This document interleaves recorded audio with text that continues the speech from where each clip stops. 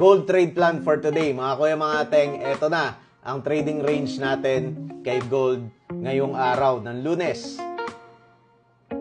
Ayan yung 1-hour chart ni gold at meron tayong nakikitang trend line dito na kung saan nauumpog si gold, pwedeng puntahan, no? Kung talagang hindi kayang basagin yung resistance na yan sa 3,340, pwedeng bumalik tayo ulit dito sa support natin sa 3,300, pero pwedeng magkaroon ng equal low dyan sa 3,310, 3,312 area at mag-bounce pabalik dyan sa trend line, pero mag-continue pa rin pababa at mag-sweep dito sa 3,300 area natin kung saan tayo pwede makakita ng malakas na support at posibleng bumalik ulit tayo dyan sa resistance natin sa 3,341 kung nasaan nando naman yung MA200 natin sa 4 hours.